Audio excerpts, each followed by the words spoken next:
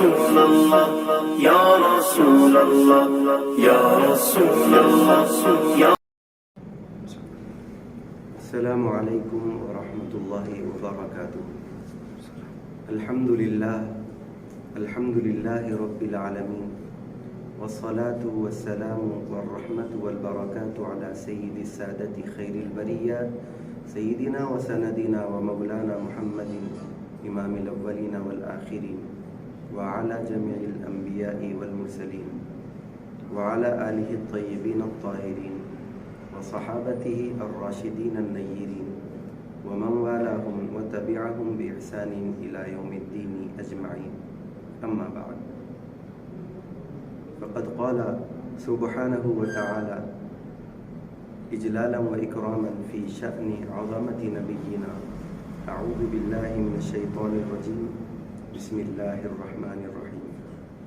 إن الله وملائكته يصلون على النبي يا أيها الذين آمنوا صلوا عليه وسلموا تسليما، اللهم صل على سيدنا محمد وعلى آله وصحبه أفضل صلواتك وعدد معلوماتك وبارك وسلم۔ ہزار بار بشویم دہن ز مشک و گلاب، ہنوز نام تو گفتن کمال بے ادبیست، کی محمد سے وفا تو نے تو ہم تیرے ہیں، یہ جہاں چیز ہے کیا لوح و قلم تیرے ہیں، با خدا دیوانہ باش و با مصطفیٰ ہوشیار۔ معزز ناظرین، اللہ سبحانہ و تعالیٰ کا احسان عظیم ہے کہ اس نے ہمیں حضور اکرم نور مجسم سید کائنات محمد الرسول اللہ صلی اللہ علیہ وآلہ وصحبہ وسلم کی امت بابرکت میں پیدا فرمایا اور ہمیں اس پر فخر عظیم عنایت فرمایا، الحمدللہ علی احسانی۔ اللہ سبحانہ و تعالیٰ نے دین اسلام کو ہر طرح کی خوبیوں سے مالا مال کر کے اپنے بندوں کے لیے جاری فرمایا۔ ہر کسی کے لیے اسلام کے احکام میں رب العالمین نے فائدے کو رکھا، اس کے نفع کو رکھا اور اس پر ہونے والے نقصان سے اس کو بچنے کا حکم بھی دے دیا۔ احکام اسلام کے حوالے سے اگر میں یہ بات عرض کروں کہ لین دین، معاملات، تجارت میں جو اسلامی احکام کاروبار کے ہیں، شرعی طور پر ایسے کاروبار کی، ایسے لین دین کی اسلام نے اجازت ہرگز نہیں دی کہ جس میں رقم خرچ کرنے والے کا نقصان ہوتا ہو، اس نے جتنی رقم خرچ کی ہو واپس اتنی رقم نہیں آتی، تو شریعت میں اس کو منع کر دیا گیا کہ ایسے لین دین اور معاملات کی تجھ کو اجازت دیں۔ یہ ایک مثال ہے اسلام کے احکام کی، اس سے ملنے والے فائدے کی اور اسلام کے احکام پر عمل کرنے والے کے نقصان سے بچنے اور بچائے جانے کی۔ تو یہ بات طے ہے کہ اسلام نے ہر گوشے سے، ہر موڑ پر اپنے ماننے والے کو اور اسلامی تعلیمات کا مطالعہ کرنے والے اور اسے اپنے دل سے لگانے والے کے لیے محبت کی راہیں فراہم کی ہے، سکون کے راستے عطا کیے ہیں اور اسے اندھیریوں سے نکال کر اللہ رب العالمین نے اجالے عطا فرمائے ہیں۔ کیوں نہ ہو رب العالمین نے یہ اجالے، یہ اسلام کی روشنی اور یہ احکام کا نور ہم گناہگاروں کو، اپنے بندوں کو عطا فرمایا ہے، تو واسطہ و ذریعہ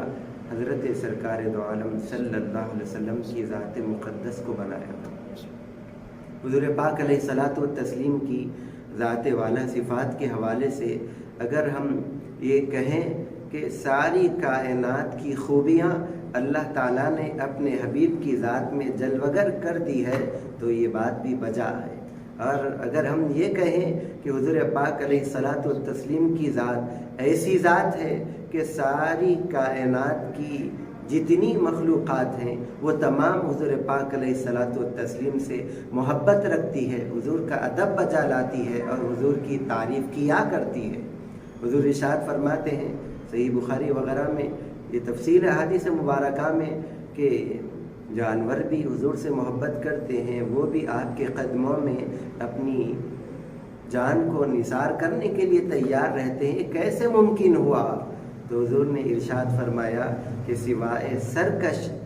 انسان اور سرکش جنوں کے دنیا کی ساری مخلوق مجھے جانتی پہچانتی ہے،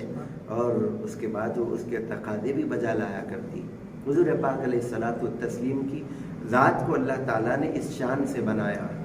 اب آپ کی صفات، آپ کی خوبیاں، آپ کی سیرت طیبہ، آپ کے اخلاق، آپ کا کردار اور آپ کا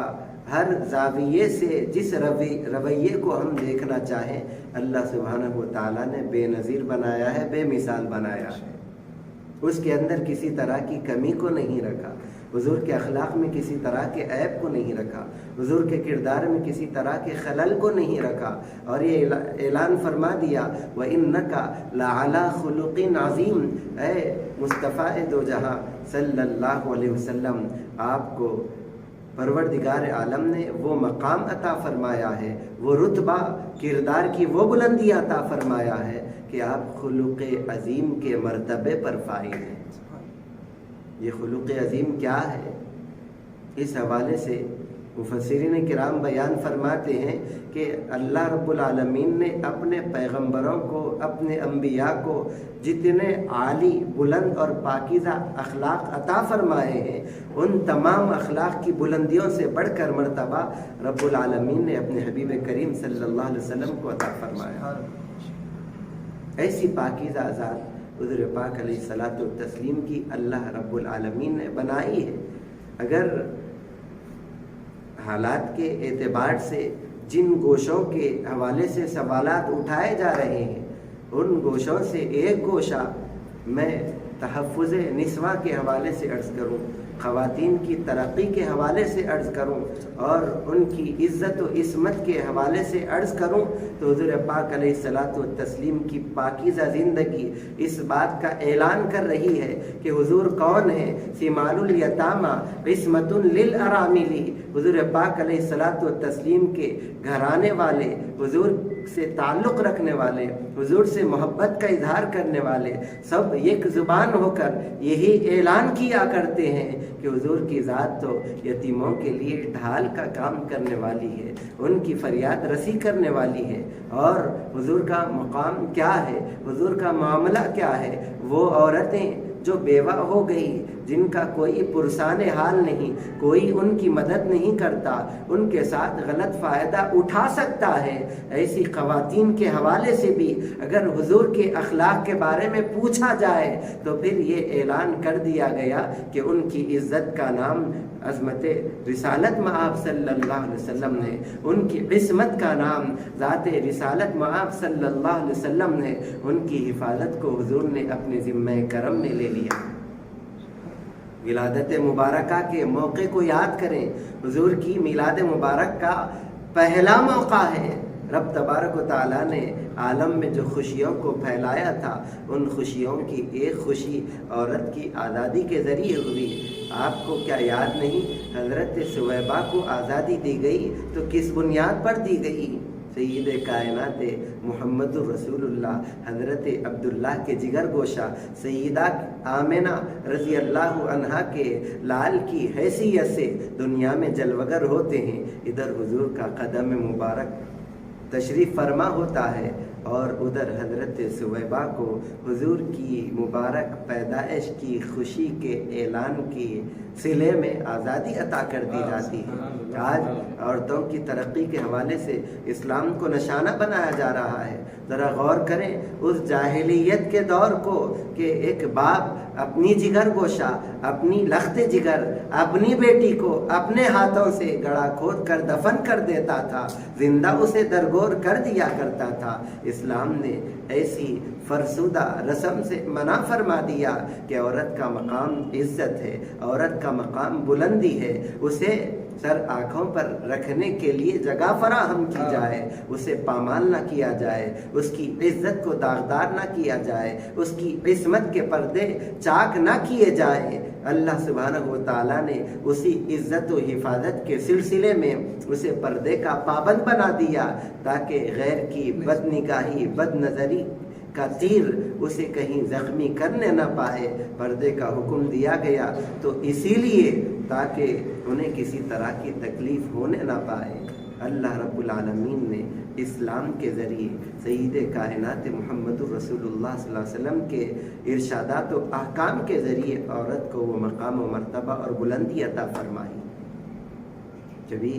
الزام عائد کیا جاتا ہے کہ ایک سے زائد شادی کرنے کے سلسلے میں، کبھی الزام عائد کیا جاتا ہے کہ عمر کے نکاح میں، عمر کے انتخاب کے سلسلے میں۔ تو عزیزان محترم یاد رکھیں، حضور پاک علیہ الصلاۃ والتسلیم نے جس دور میں اپنی پاکیزگی کا اظہار، اپنے اخلاق و کردار کی بلندیوں کو پیش کیا، وہ دور کوئی اخلاق والا دور نہ تھا۔ غیر اور اجنبی خاتون کے ساتھ تعلقات قائم کرنا ایک عام بات تھی۔ اگر نوجوان اپنی عمر کے کسی حصے میں ہو، کسی حصے میں اس کا تعلق ہو، لیکن وہ بے حیائی اور طوفان بدتمیزی میں ایسا وہ ڈوبا رہا کرتا تھا کہ نہ اسے اخلاق کی فکر رہا کرتی تھی، نہ اسے اپنے کردار کی، نہ اپنے قبیلے کی فکر رہا کرتی تھی، نہ کسی اجنبی خاتون کی جس کے ساتھ چاہا دست درازی کی، جس کے ساتھ چاہا ظلم کا معاملہ کیا، جس کے ساتھ چاہا برائی سے پیش آیا، بدکاری کرنے لگا، یہ سلسلہ رہا کرتا تھا۔ ایسے دور میں حضور پاک علیہ الصلاۃ والتسلیم نے اپنی پاکیزہ زندگی کے 25 سال لوگوں کے سامنے ظاہر فرمائے، اس کے بعد نکاح فرمایا، تو وہ بھی انتہائی اخلاق کی شان کے ساتھ کہ عمر مبارک جس خاتون سے حضور نے نکاح فرمایا حضرت ام المؤمنین سیدتنا خدیجۃ الکبریٰ سیدہ طاہرہ رضی اللہ عنہا ہے، وہ بھی اپنی عمر کے 40 سال گزار چکی، اور 2 شوہر آپ کی زندگی میں آئے اور گزر گئے، یہاں تک کہ انہوں نے اس بات کا تہیہ کر لیا کہ اب میں کسی اور کے نکاح میں جانے والی نہیں، لیکن وہی حضور پاک علیہ الصلاۃ والتسلیم کی پاکیزہ زندگی کو دیکھتی ہیں تو ان کے دل میں حضور کے نکاح میں شامل ہونے کا خیال پیدا ہو جاتا ہے۔ اب انہوں نے تو اپنے نکاح کا ارادہ کر لیا، پیام کو بھیج دیا، لیکن ہوتا یہاں پر کیا ہے؟ عمر کا لحاظ رکھا جاتا ہے، خاندان کو دیکھا جاتا ہے، زندگی کے مالہ و مالہ کو دیکھا جاتا ہے کہ ان کا بیک گراؤنڈ کیا ہے، زندگی کیسی ہے، کیا معاملات ہیں، جو سب کچھ جانتے ہوئے نہ حضور نے عمر کی طرف توجہ کی، نہ پہلے سے گزرے ہوئے 2 شوہروں کے سلسلے میں کسی بات کو رکھا، بلکہ رشتہ اور پیام آتا ہے، حضور پاک علیہ الصلاۃ والتسلیم اس مبارک رشتے کو قبول فرما لیتے ہیں۔ عمر کو حضور نے نہیں دیکھا، نہ اپنی عمر کو دیکھا، نہ حضرت خدیجۃ الکبریٰ رضی اللہ عنہا کی عمر کو دیکھا۔ آپ کی عمر 40 سال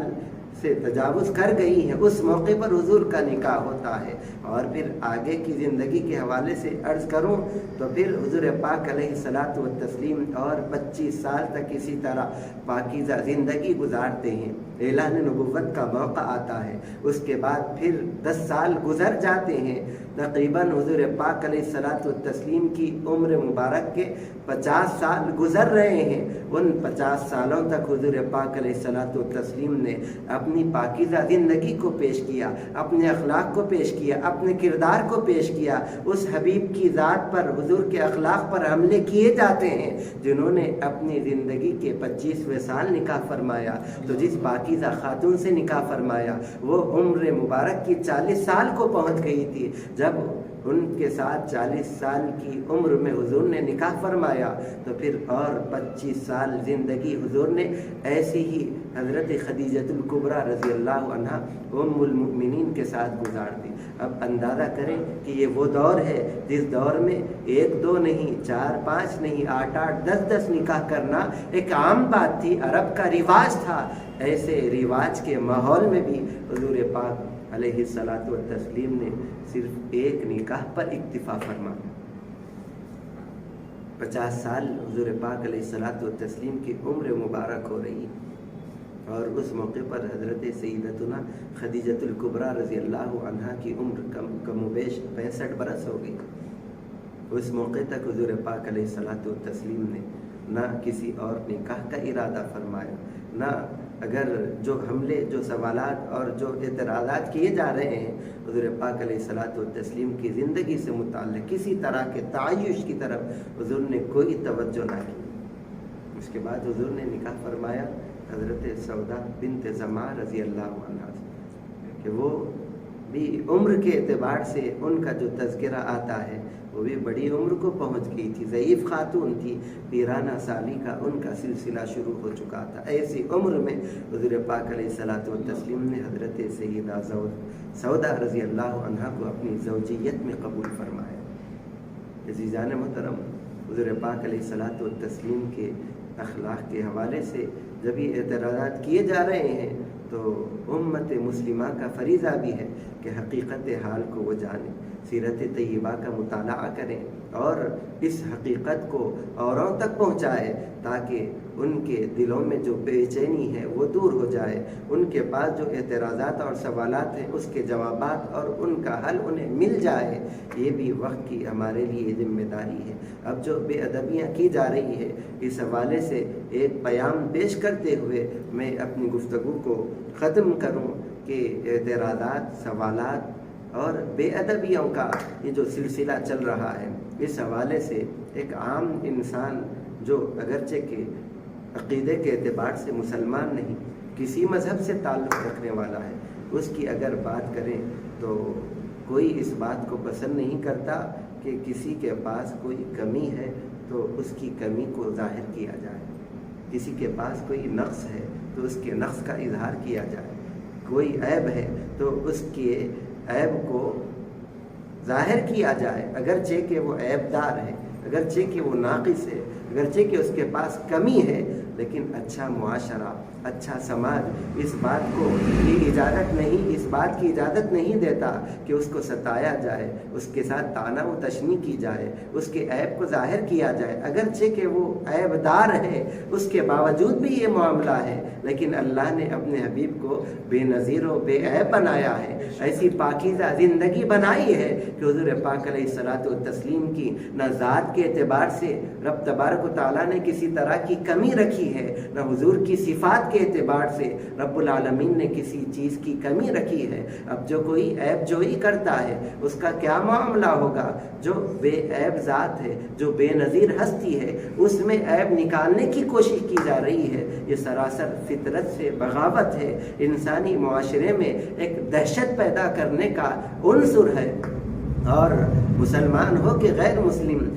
انسانی مزاج کے اعتبار سے ہر کسی کو وحشت میں لانے والا معاملہ ہے۔ یہ وحشت کی بات، دہشت کا معاملہ نہ اسلام نے کبھی اس کی اجازت دی ہے، نہ کوئی مذہب کسی کو دہشت و وحشت پھیلانے کی اجازت دے سکتا ہے۔ اب وہ شخص جس کے اندر عیب ہو اس کے عیب کو بتانا یہ بھی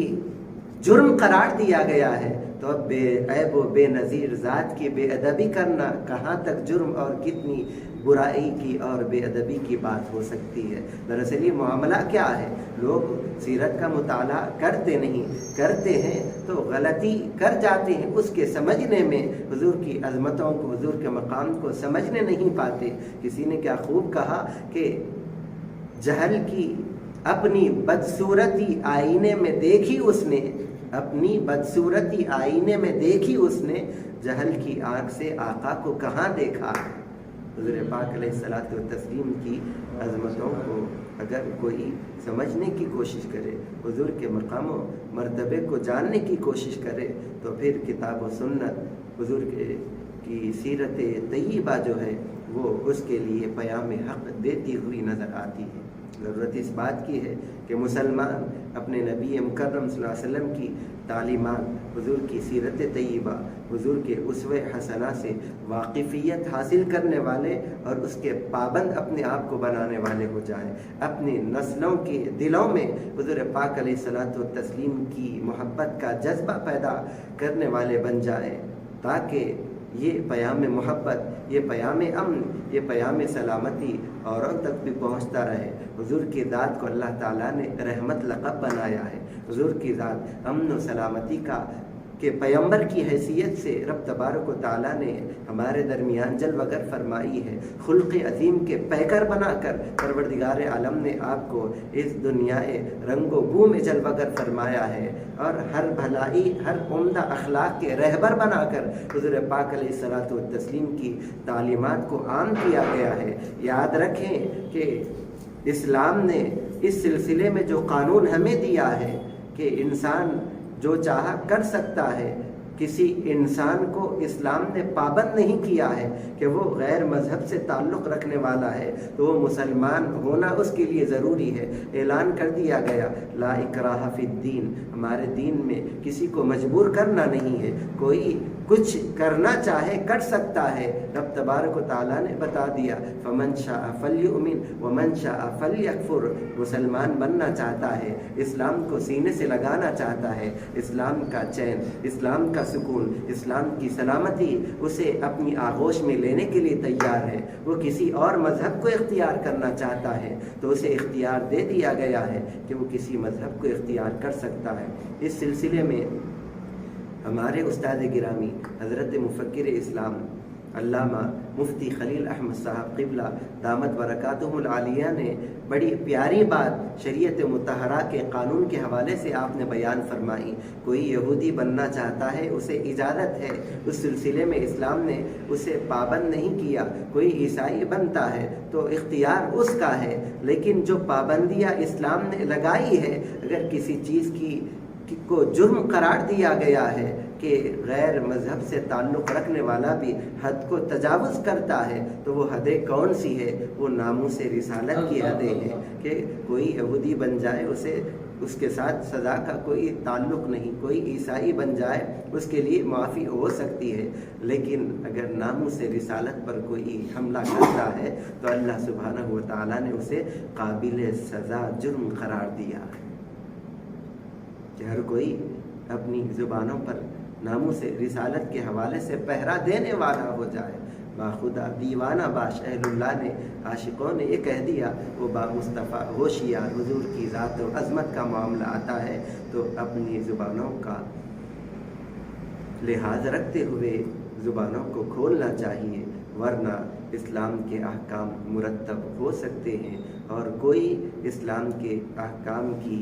زد سے نہیں بچ سکتا۔ عزیزان محترم، یہ حضور پاک علیہ الصلوۃ والتسلیم کی عظمت و ناموس کا معاملہ ہے۔ اللہ سبحانہ و تعالیٰ نے ابتداءً حضور کی ذات میں